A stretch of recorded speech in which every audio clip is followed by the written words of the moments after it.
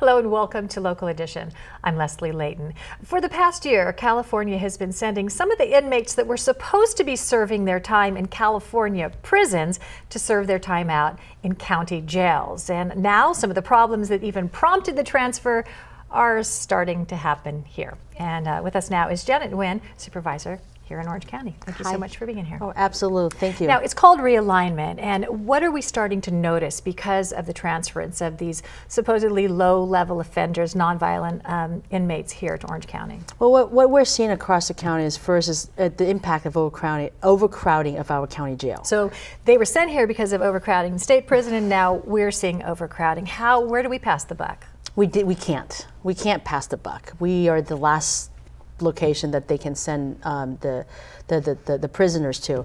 What we're doing though at the county is not only are we trying to control overcrowding of our jails, but we're also doing other alternatives such as GPS monitoring. We have an inpatient, outpatient drug and alcohol treatment programs because that's where a lot of these low-level offenders are. And we also have day reporting centers as well.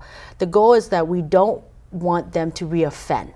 We don't want them to, start taking up drugs, start selling drugs, or something. Those are kind of crimes that they've committed. Now, on the face of it, it sounds like a great alternative to keep them from reoffending and to keep them out of the jails. But what sort of real life effect are we seeing that have? Well, we can't directly attribute it to realignment yet because the data is very new, but it's a huge coincidence that since realignment has hit about a year ago, across the county of Orange, about 7% increase in property crime. Mm-hmm. And what is that? Home robberies, burglary to your car, not necessarily stealing your car, but vandalizing or taking stuff in your car. And more inmates are on the way because of additional overcrowding in the state. So I think logically that means that worse guys are going to be put out on the street. Yes, because the state, when the first realignment, supposedly that's the lowest level of inmates possible, or lowest level of crime.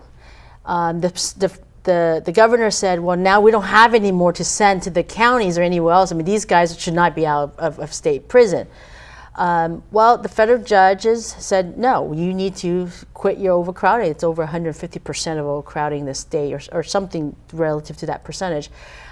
There's about 800 that will be coming to Orange County out of the 10,000. So what are the alternatives for that? Do we have another place to send them, or what else can you do? Are there more beds available somewhere?